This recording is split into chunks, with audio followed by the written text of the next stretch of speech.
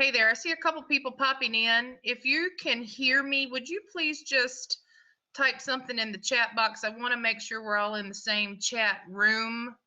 This sometimes gets a little wonky, and I just want to make sure you are there.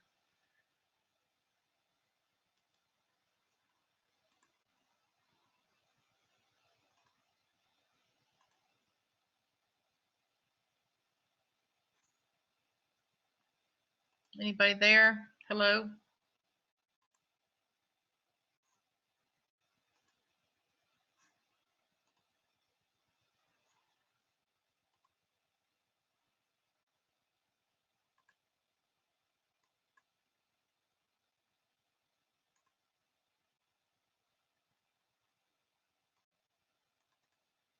Hello? I see two people joined in the room. I see me.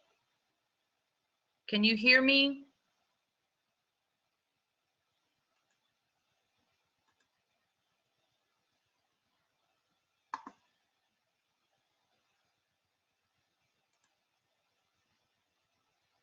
Yay! Yay!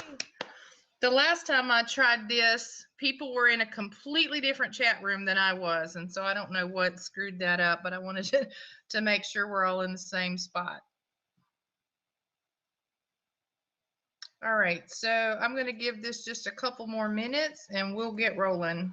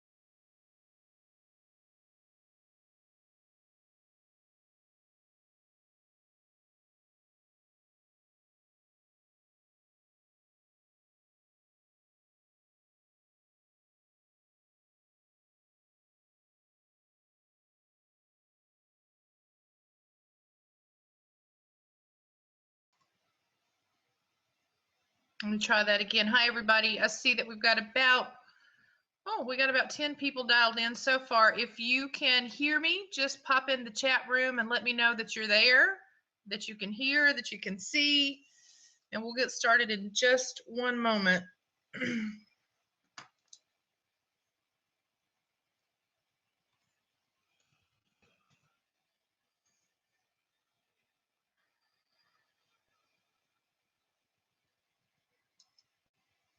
Yay.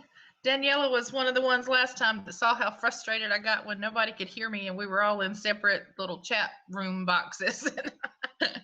So that did not go well that night.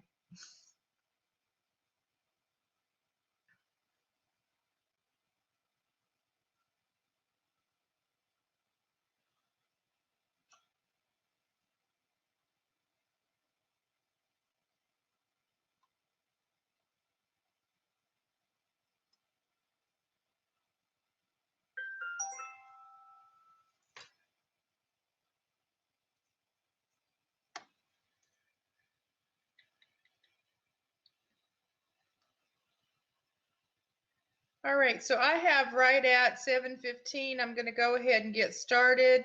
I have just a little bit of a PowerPoint that helps keep me on track. So I'll flip my screen here in just a minute to show you that, and we'll walk through the discussion for tonight. This is the way Webinar Jam works. If you've never been in this type of environment, hi Nat, how are you?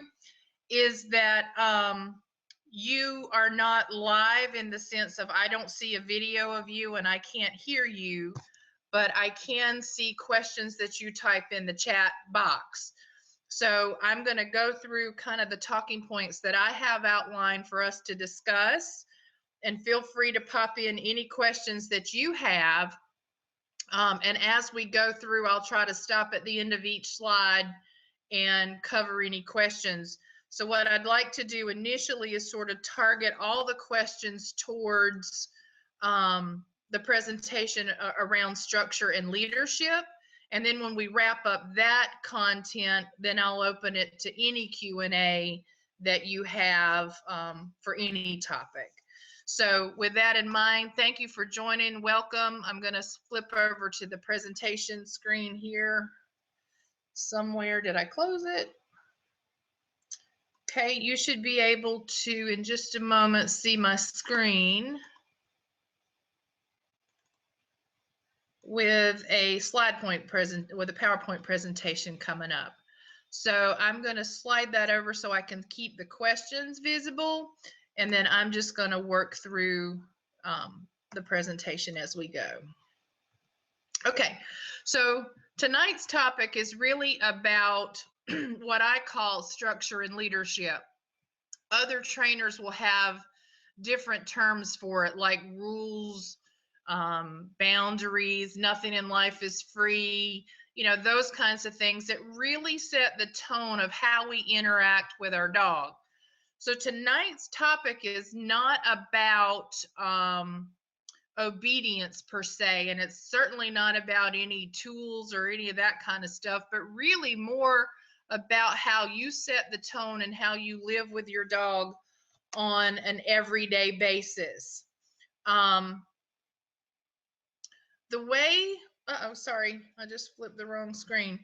The way I think about this is about the relationship that we have with our dog. Now, granted, we spend a lot more than 20 to 30 minutes a day hanging out with our dog, but I would like to suggest that you find 20 to 30 minutes a day on average, really investing in building a relationship with your dog that is around communication, consistency, clarity. We'll cover those things in a little bit greater detail as we go, but that you're really setting the tone and creating a language and a conversation with him on how he's going to be successful in the human environment and in our home.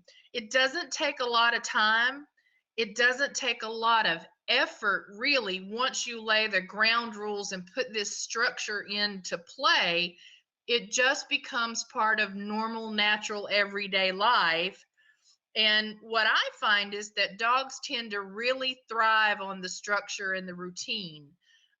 They like knowing what's expected of them and how to perform those things. And then they tend to be a lot happier.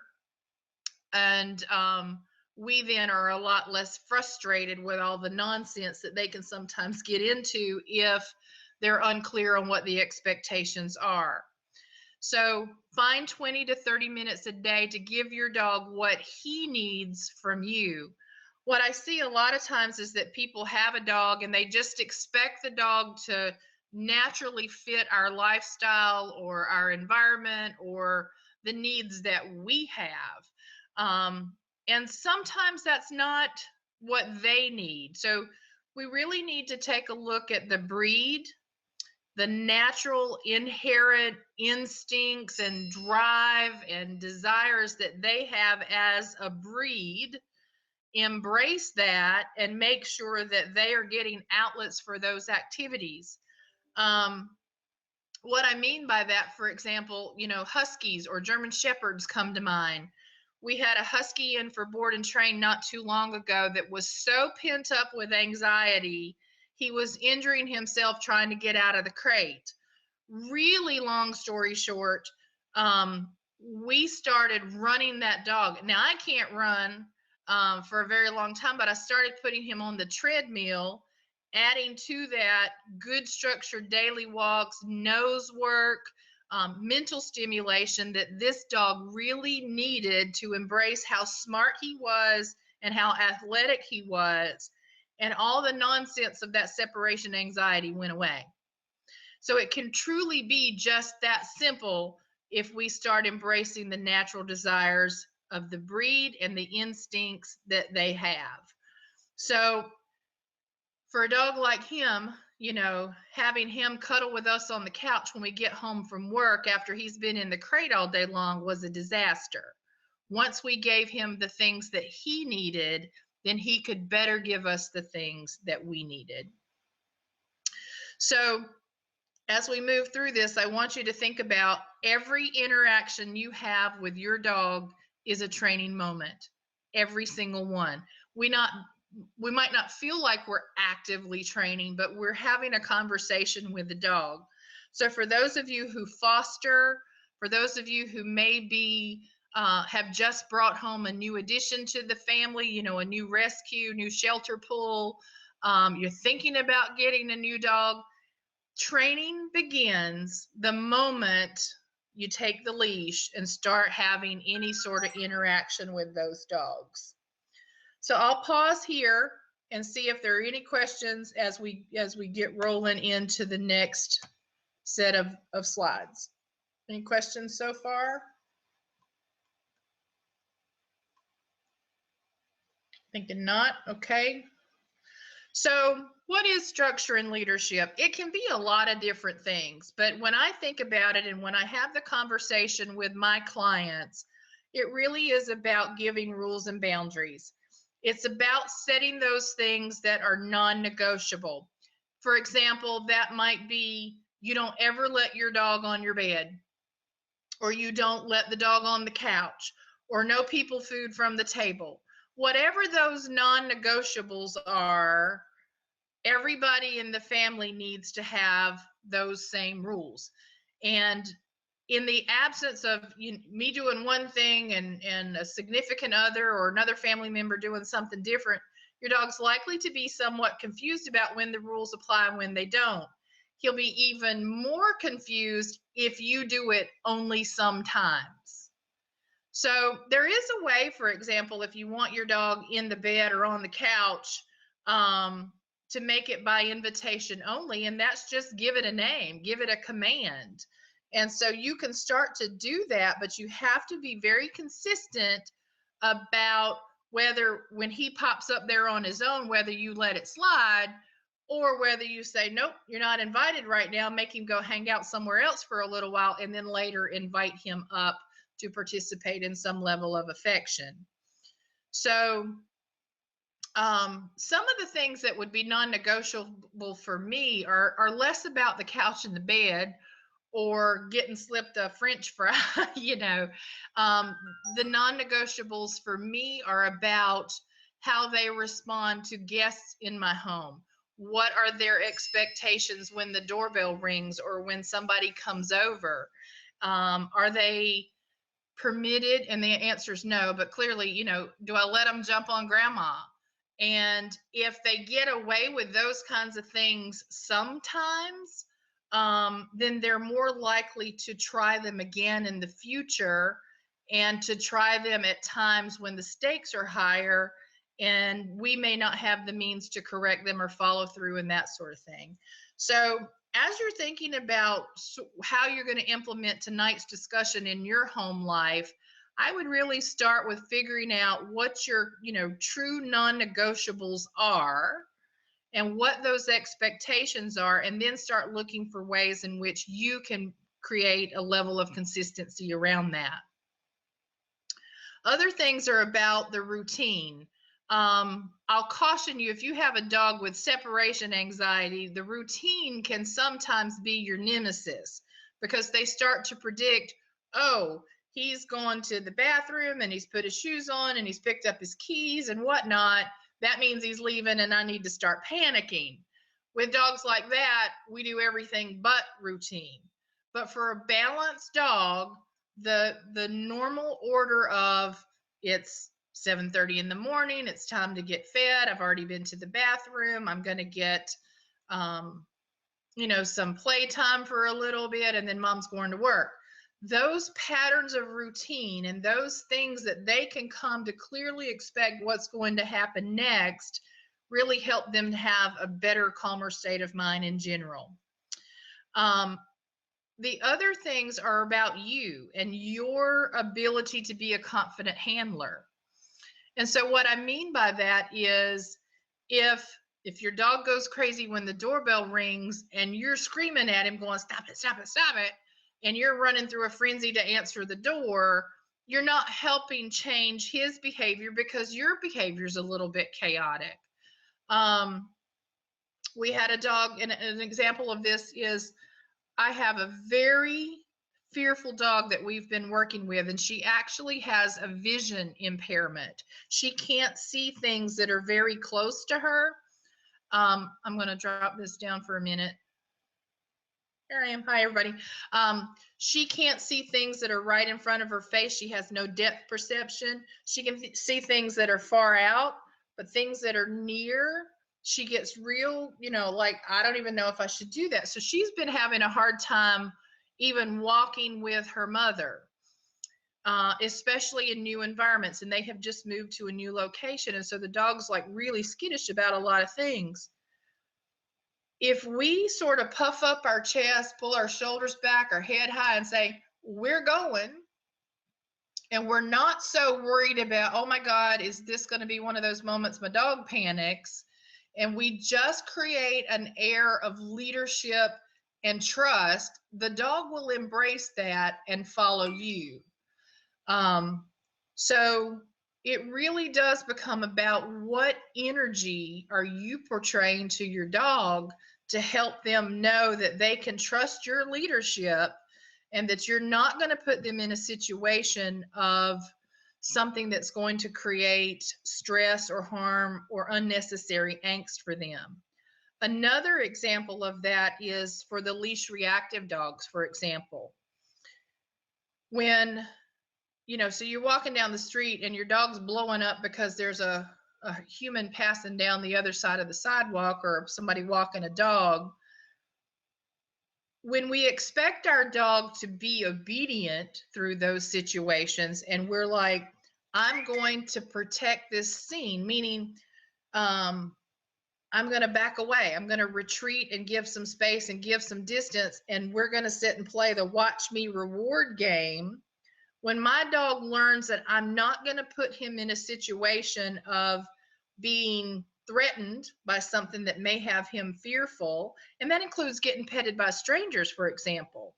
When he learns that I'm his best advocate and I'm keeping all these other things at bay, and all he has to do is trust what I ask him to do, his confidence will build, and the results will be better. So to me, again, that is pure definition of structure, because I've given clear expectations of what he's supposed to do, and leadership in that all you got to do is keep your focus with me and do what I ask you to do, and nothing else is going to be harmful. Nothing else is going to be stressful. And then they start letting go of some of those nonsense behaviors that they have. Now, clearly, there's a little more to it than that. But at the root of it, that's the solution. That's the core substance. Okay, going to go back to the spreadsheet. This comes from having a great relationship with your dog. And so, for example, we have dogs that come here for board and train, and they stay anywhere from 2 to 4 weeks. And we build a relationship with every single one of them. And it typically happens pretty fast. And it happens based on the leash work that we do with them, the conversation that we have through that, our demeanor, our posture, our body language. It happens through food protocols and that sort of thing. So it's not crazy hard to build the right bond with your dog if, in fact, it is rooted in sort of this confident leadership and giving them, again, going back to this, giving them the things that they need to know how to create that trust. So one of the things that you'll hear me say if you're ever training with me is create success. We look for ways to give the dog a way to be successful in every exercise we do. Do they make mistakes? Of course they do. But I'm looking for things that I can say that was right, or at least that's better, that they're progressing towards improvement. And I'm looking for ways that I can reinforce the relationship that I have with them, the trust that they have in me, and their own confidence by feeling like they have been able to achieve something that was right versus all the, yes, we tell our dog no, right? We say, nope, that's not what we're looking for. We will communicate that error to them, but I'm looking for more yeses. I'm looking for more ways to say to them, you've done a good job, and now let's have a moment of what I call praise and play, where whether there's food involved or not doesn't matter to me. We do a lot of food reward training, but the biggest payoff for them is having that moment of praise and joy and play with their human. So I'll pause and ask if there are questions about this so far.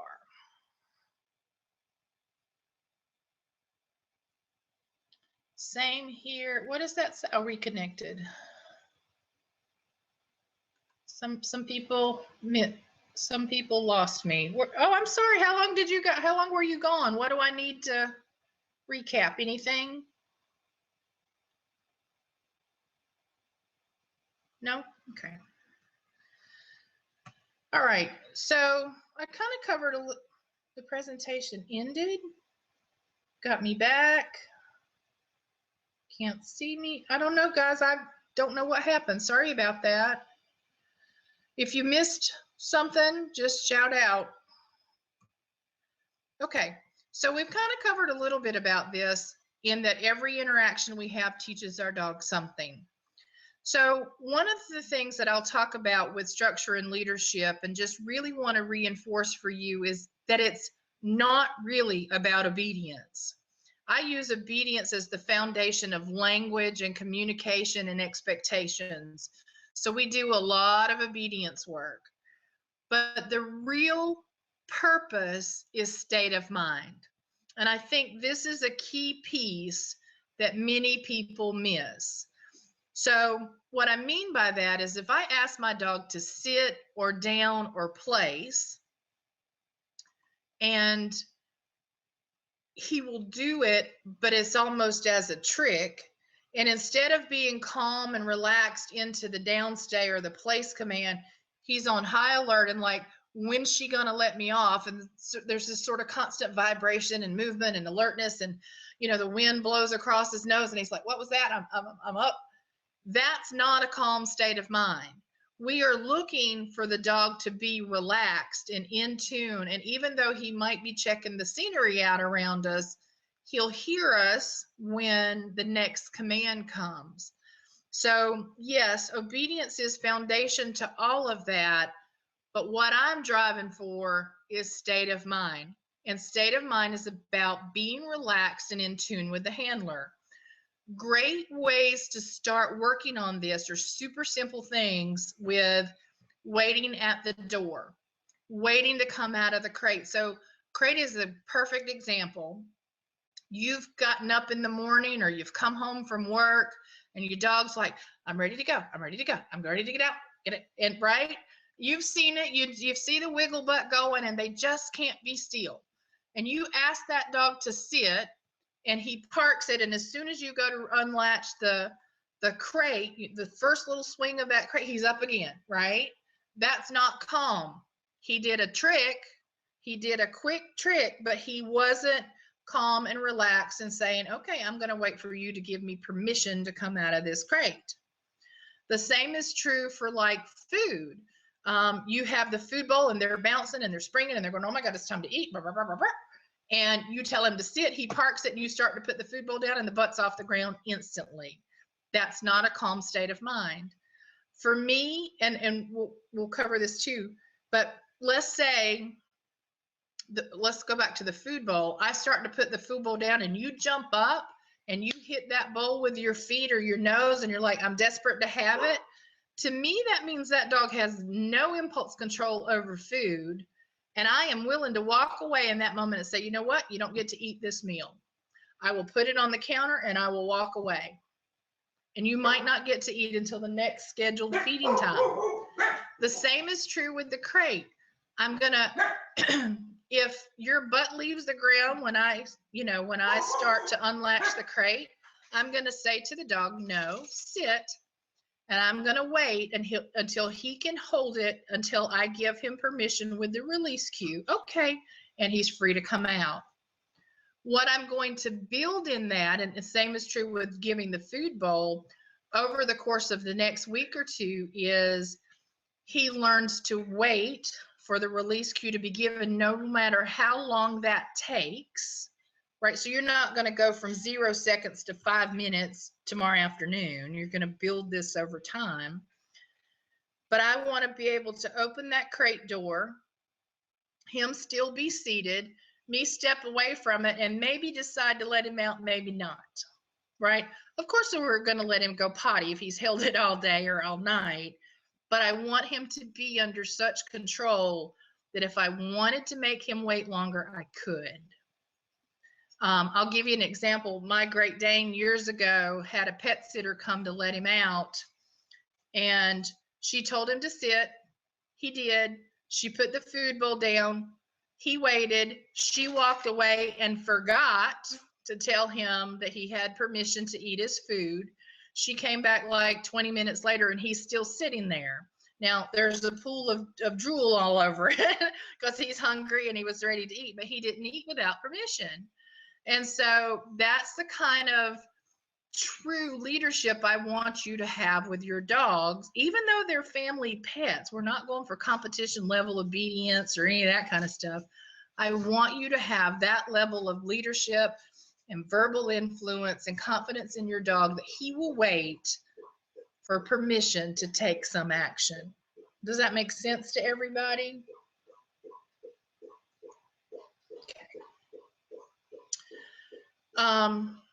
So waiting patiently for thresholds, car doors. If your dog is too excited, like, woohoo, woohoo, oh my God, we're at PetSmart, oh my God, we're at the park, and he's barking and crazy, don't get out of the car. And I mean that, don't get out. Drive away.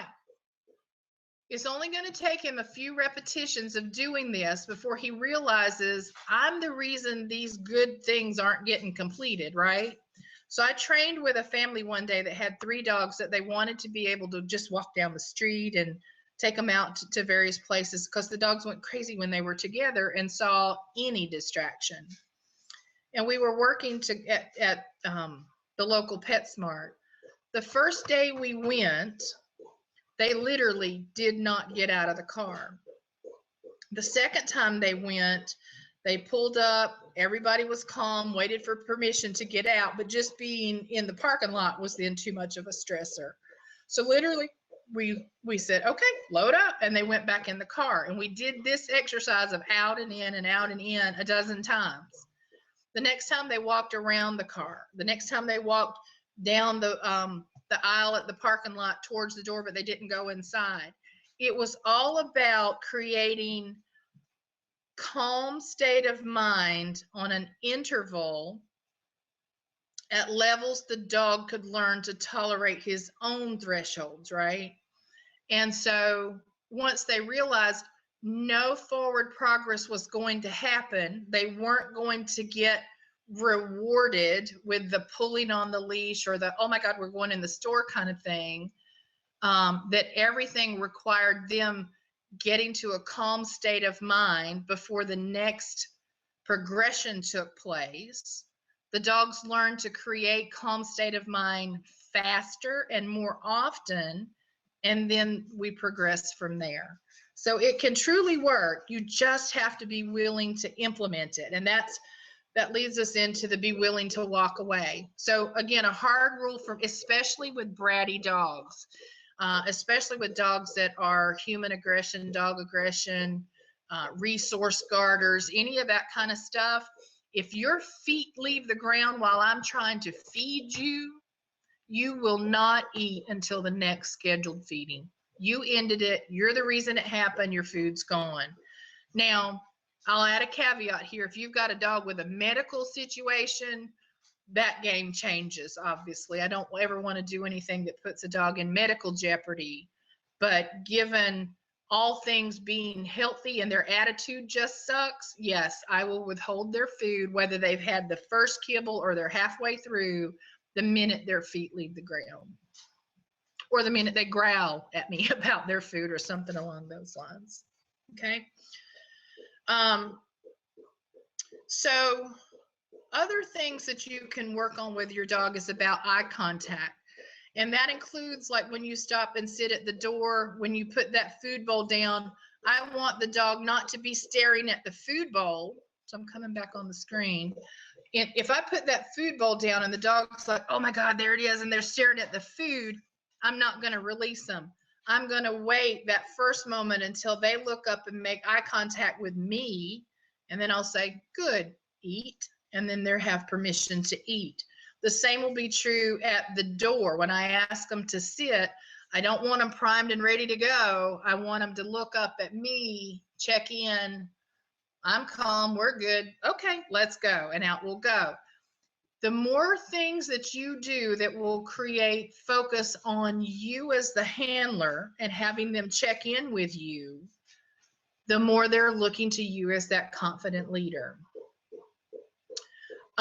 Same is true for your walk. If you're going for a walk, and especially those of you who may have new dogs or dogs that are serious leash pullers, it is better for you to work in your driveway. And I think this may be a repetition bullet on another slide, so I apologize. It will be better for you to work in your driveway than to try to walk down the block. Until you have that control and that focus in the walk at home, don't expect it where the distractions are bigger and more interesting. When you do have a good heel in place, and I don't even care if you call it a heel, it's just a good structure, right? The pulling has ended.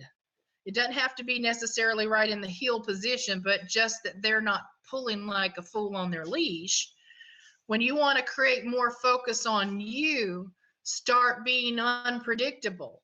Start changing directions when they didn't expect it. Don't walk the same pattern down the street all the time and get to the sidewalk and you always turn right. You might make a U-turn and head back for home and go 4 houses back and 2 houses the other way and 3 houses back. And you sort of yo-yo down the street for a while, and your neighbors are going to think you're crazy, but your dog's going to be like, I don't know what she's doing, but I better pay attention, right? That's what we're trying to create with your dog, is that the walk is not about him going, here's the path we take, but I'm walking with my leader, where's she going next, and I better be tuned in. So what you'll see when you start doing these pattern changes is, yeah, your dog's likely to hit the end of the leash and go, I should have paid attention. You're going to mark those with no, nope, that's not what I was looking for. When he scurries to catch back up, you're going to mark that with good. You can even mark that with a food reward if you want to. And you start telling the dog when he's got it right, he's going to start tuning into that a lot more often. What you will see naturally is you'll be trotting along and your dog is sitting there looking up at you going, I see you. Where are we going? What are we going to do next, right? When you see him check in on his own with no correction or no verbal influence from you, you better bring out cheerleaders and pom-poms and reward that and let him know that's the behaviors that you're after. You're looking for him to be tuned in and focused on you. I'm going to pause for a second and let my Great Dane out and see if you guys want to put any questions in the box. Come on, Lexi, let's go second.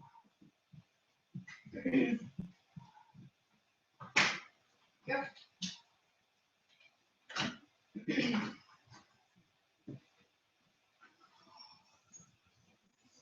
All right, let me see. Let me scroll down here. Nobody's got any questions. I know I'm not that good.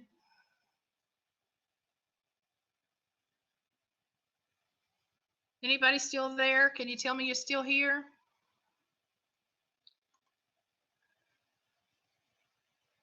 Okay. All right.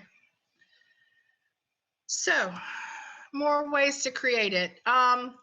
You can train anything. And this is why I say obedience doesn't matter. It's one thing you can train: sit, stay down, stay, place, command. All that's fantastic.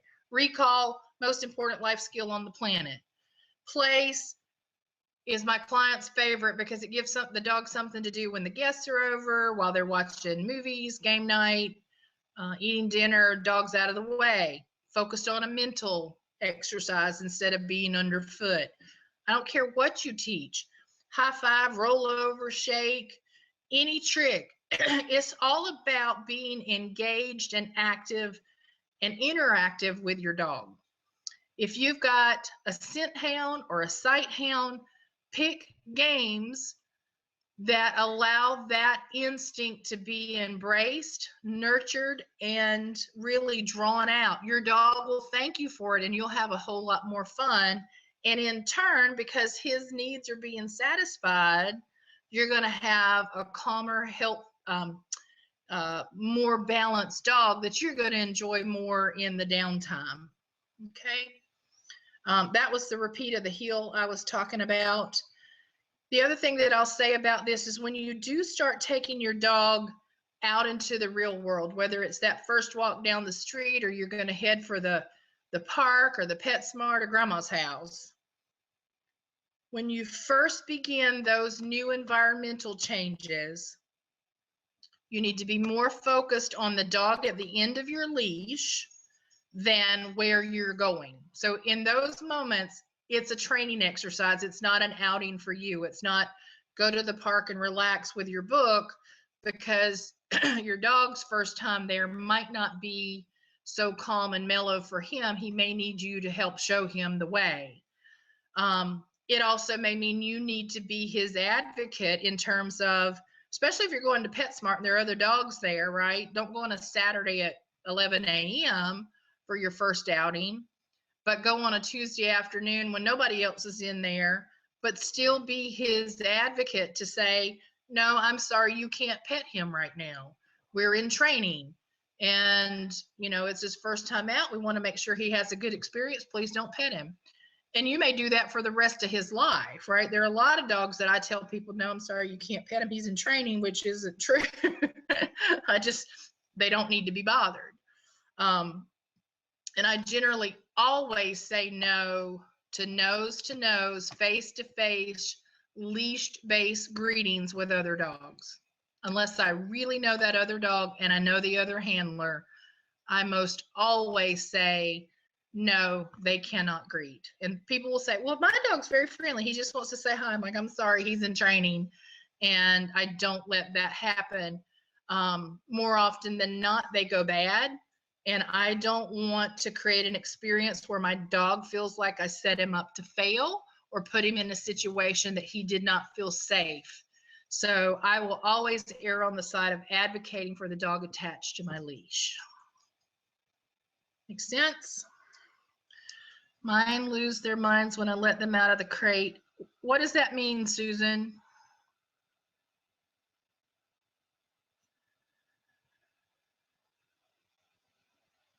I'm hoping you're going to type in a little more information, but I want you to aim for that calm state of mind when you tell them to sit and you start unlatching it.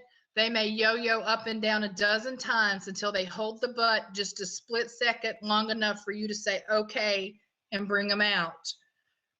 As you work through this over the course of the next week or so, that pause with the door open should build. It should be able to increase to be a longer and longer pause. What you may have to do, and we do this with a lot of dogs who like to just fly out of there, even though they're waiting, they like to fly out. I'll loop them up with a slip lead. If they bolt out, they're escorted back in and told nope, and we'll start working on that weight again. But now I've got control of them on the leash. And then I may make them heel to go outside. They're going to sit at the door. For some dogs that are really out of control, I may make them place. So I may have a board or cot or something nearby. I may make them place first.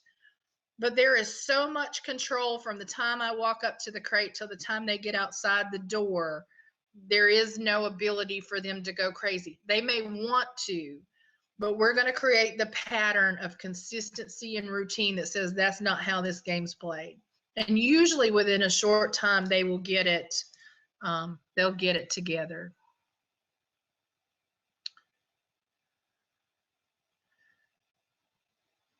So what you might have to do, Susan, so Susan's posted, how do I get them to be quiet in their crate? They go crazy when they hear her. What you may have to do is spend some time doing crate exercises where they're on their leash. So I do as many reps of crate exit as I would sit stay. For example, I'll do a dozen, bring them out, put them in, bring them out, put them in, bring them out, put them in. So you may have to do repetitions of that. If you're upstairs or you've just arrived home and they're waiting on you to come down there, I personally would not walk in the room until they were quiet. You can have a lot of conversations with your dog that require no verbal language whatsoever. And so really when you're working on these exercises, especially the state of mind stuff, you're waiting on them to show you even a split second of calm, quiet, patience, whatever. And when they give you that, you start to create the reward.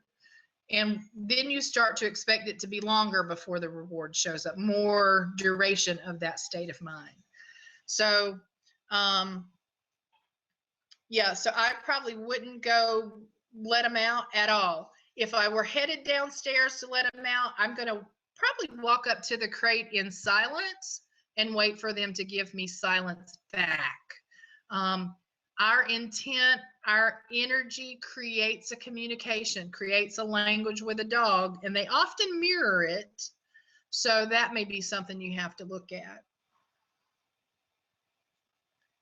What if the dog begins reacting the second? What do you mean reacting, Beth?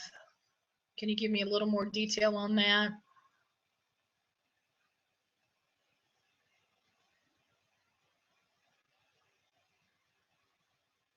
I'm waiting on her question to come back in. So I'm going to move on down to the next one.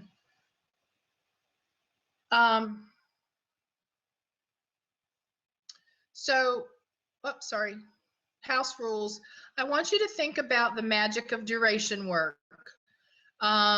And what I mean by that is like a good place command, a good downstay in their crate with the door open just because it's 2:04 in the afternoon and you decide you want them to do that. These are all exercises we do when we're trying to take dogs who have sort of these frenzied behaviors or anxiety-based issues or whatnot, and just make them learn to calm and settle themselves. I get a ton of dogs in our board and train program that do not really know how to be still. They've only ever sort of had these big active,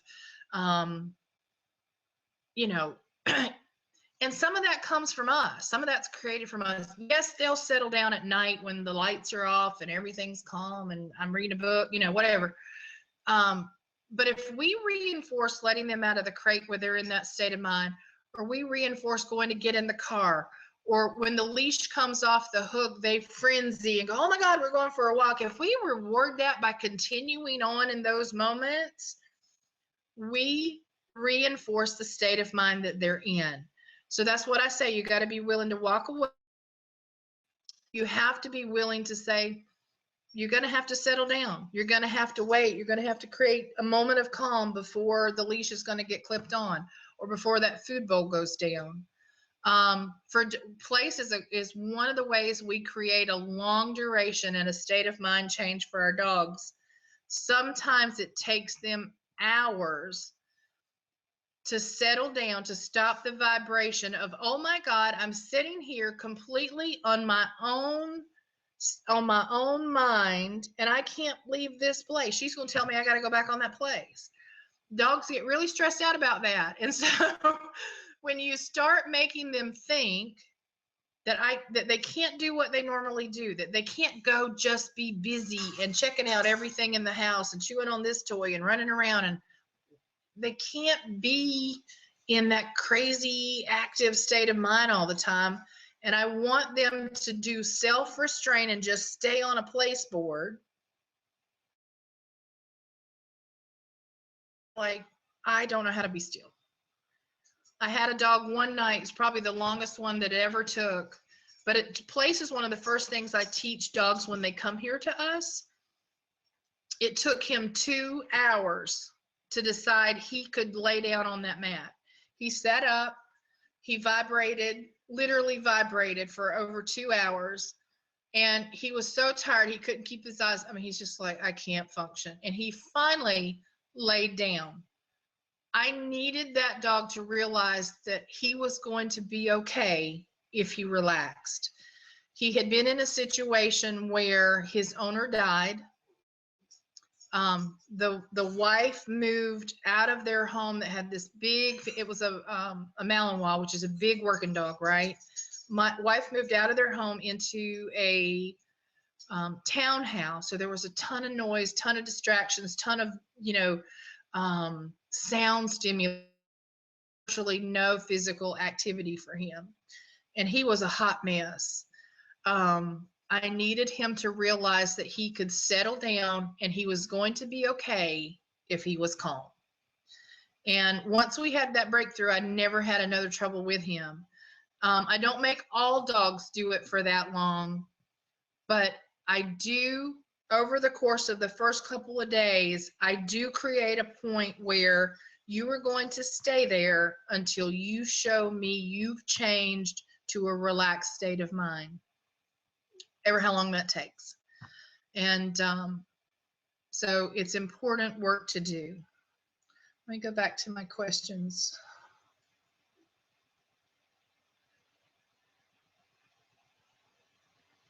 Okay. Tethering is a great option. So when I bring a new dog into the house, and I recommend this to fosters, I recommend this to anybody adopting or acquiring a new dog in some way. Tether that dog to have any potty accidents in the house. And it's the best way for him to learn to be a follower, not sort of this busy, frenetic, run from room to room, check it, oh, let me squeak this, oh, let me go do this. Not that I don't give them some playtime. I do. I give lots of dogs time to play and relax and enjoy.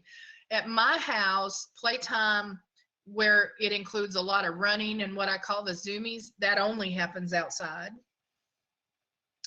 You may have a different rule if you have what I call the littles, like the dachshunds or the Maltipoos or whatever those little tinies are, right?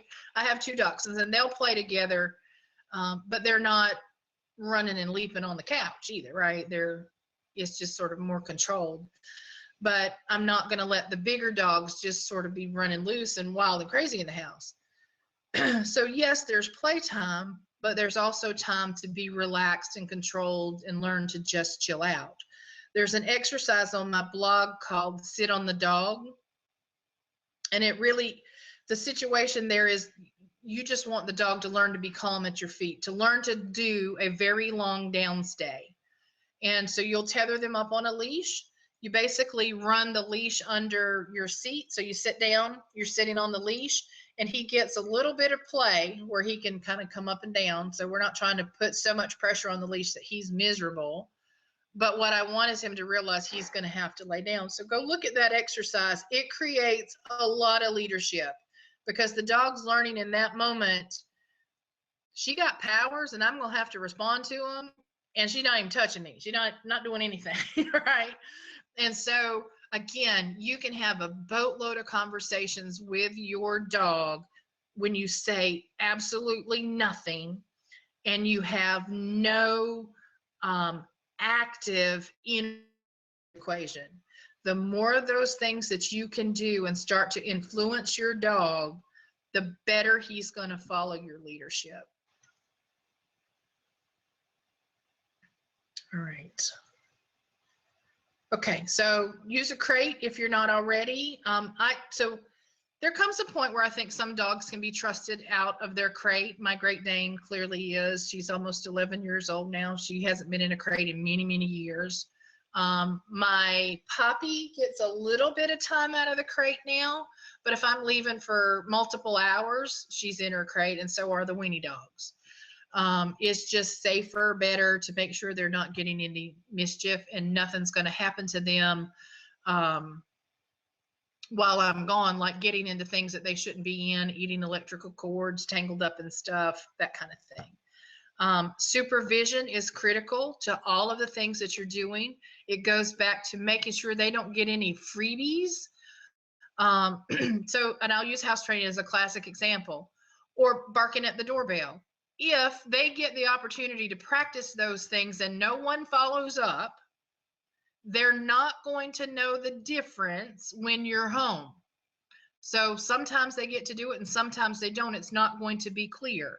So these are the things that I talk about being non-negotiable or very consistent. And you need to make sure that when you're not home, there's still a way they're not going to get to practice going and pooping in the dining room. And the crate's the best way to make that happen. There's a category of training or a style of training a lot of people call, and it's nothing in life is free, means everything is earned. Affection is earned by having the dog come and sit politely. If you're going to have dogs on the couch, they have permission to do that versus just claiming it as their own. I've mentioned the couch a couple of times. I don't have a real problem with dogs on the furniture if that dog is not a brat. And what I mean by that is if you're going to growl at me or growl at my guests, or, you know, you've got these impulse control issues and you're just full of nonsense, then those privileges are not entitled to you until we start changing the behavior. And for some dogs, it may be never, right? If you have a new baby joining the family, for example, then the bedroom, the bed, the baby's room is all off limits, period, end of story, not negotiable. Those are my rules and my guidance when I'm working with clients. I would encourage you to have those. I can't tell you you have to, but that's my guidance, is that, you know, I know how this plays out. Dog has slept in the bed for the last 5 years. New baby arrives. Mom and dad, some Sunday, rainy Monday or Sunday morning, decide we're going to all cuddle in bed a little while longer. And they bring the baby in. And all of a sudden the baby's crying and everybody's trying, and the dog growls at somebody because he was moved out of the way. And suddenly dog is banished from the household, right?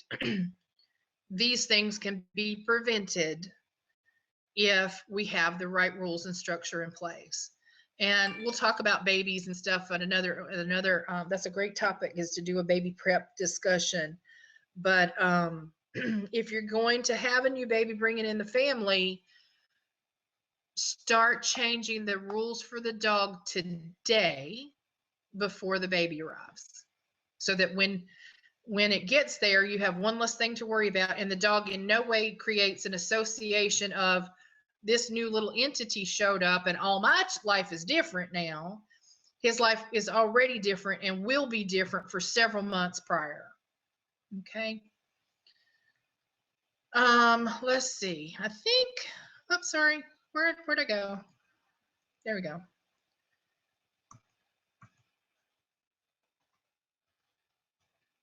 All right. We've kind of covered all of this. This is just a little recap of ways in which you can create success. And that would be about show him what you want, practice. I call it the dress rehearsal. So don't expect, if you haven't done the setup at the doorbell about 1,500 times, and I'm exaggerating a little bit, but don't expect, if you haven't practiced the doorbell work with your dog on a leash and a controlled person on the other side learning to wait while you go answer the door, that your dog will do it when the UPS guy shows up unexpectedly. You have to practice. The same is true for your recall skills, for example. You need to practice them often, daily, weekly, at least often, because if he doesn't come to you from the backyard when you call him, he's certainly not going to come to you when he's off leash in the field chasing a squirrel, right? The repetition and the muscle memory that kicks in with having done that exercise so repetitively is what makes it work when the stakes are high. So practice for the dress rehearsal often. Hold him accountable consistently. Reward well. So I don't know if you guys follow me on Facebook. Not too long ago, I posted a thing called cheese wrapper training. And so I just want you to think about this. If I walked to my refrigerator right now and pulled out the little sliced cheese that has the plastic wrapper on it, every dog in my house would come running from wherever they were to get a piece of cheese. And I've said nothing, done nothing, but grab the cheese. But it's so habitual that every time I go get cheese, somebody in the dog family is getting a piece, right? Because that's usually what I put their medicine in or that sort of stuff. So it's a learned behavior. They learn that sound means everybody lines up for cheese. You can create that same level of training with lots and lots and lots of different skills just through the repetition and the reward. So look at ways in which you may have reinforced something like that. When I'm doing obedience training, it's 1-for-1 reward. We always mark good or yes to let them know they got it right. Reward follows. As they get better and better and more advanced at the skills, we move to a variable reward training. I don't ever want to eliminate the payday fully, but I want them to not know whether that's going to be the jackpot or the big payout or not. I always want them to have anticipation and hope of a reward. They will always get praise, but I want them to work and to go, maybe this is the time I get the big jackpot. There's a blog on my website that talks about that. There's some things that we reward 100% of the time, and that will be recall. Fetch is obviously self-rewarding, right? When you start teaching it, there are ways to use food reward in that as well. And scent games, for example. So if I send them out and they mark a scent that I've hidden somewhere in the yard of the house, then yes, they're going to get a reward for that every single time. Reward doesn't have to be food. It could be a toy or like Kongs or things that they enjoy playing with. Eliminate confusion, create a relationship of trust, and don't forget to go back and create some tune-ups over time. So I'll pause here and ask if you guys have any other questions.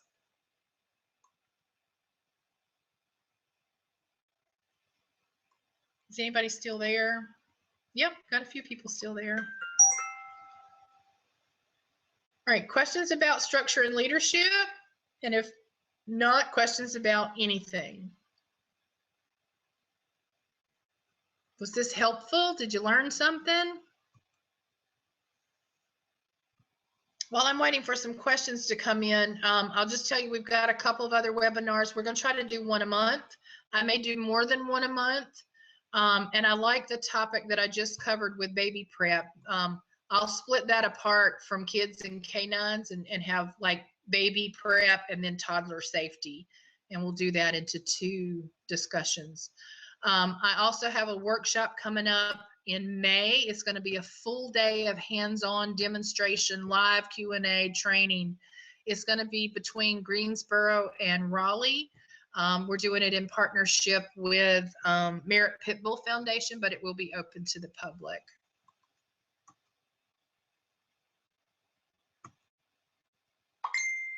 All right, let's see. Any other questions?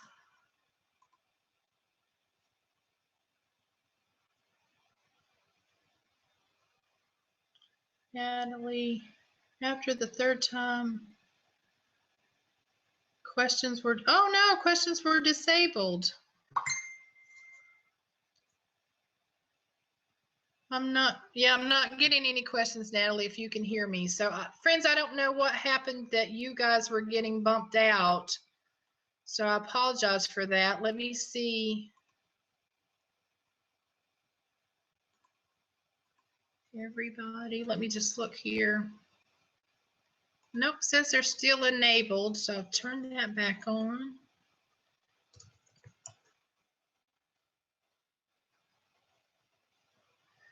Well, I tell you what, I certainly want to answer any questions that you have, and maybe this is a good plug for the forum that's on Facebook. There's actually an app that's part of my Facebook page called The Forum, and you can go post any question that you want. I'll take some time over the next day or so to answer them, and then they'll be saved there forever, really. And so I've been thinking about a way that I can create some traction there. So if you have a question, don't hesitate to go post it on Facebook. Try to use that form if you can, but if you can't get in it, then just post it on the general page, and I'll spend some time making sure we get some answers. We'll get some answers posted for everybody. I don't know what happened to the Q&A in the presentation. I'm hoping you all still could hear me. Let me go to this chat.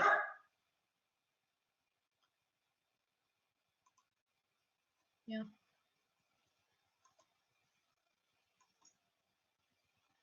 Everything, it still says the chat's turned on, so I don't know what happened with that. So anyway, I'm going to wrap it up here. It's 10 after 8. We ran long. I was long-winded. I apologize for that. But if you do have a question, I am more than happy to take time to answer them. So just hit me up on Facebook, and you'll get an email later that you could watch this as a replay if you wanted to. So thank you for coming. I appreciate it. And if you have a topic that you're interested in, let me know. Like I said, I'm going to try to do at least one a month. I may do 2 a month if we start getting a lot of good interaction and good feedback from these. So you guys have a great night, and let me know how I can help you train your dog.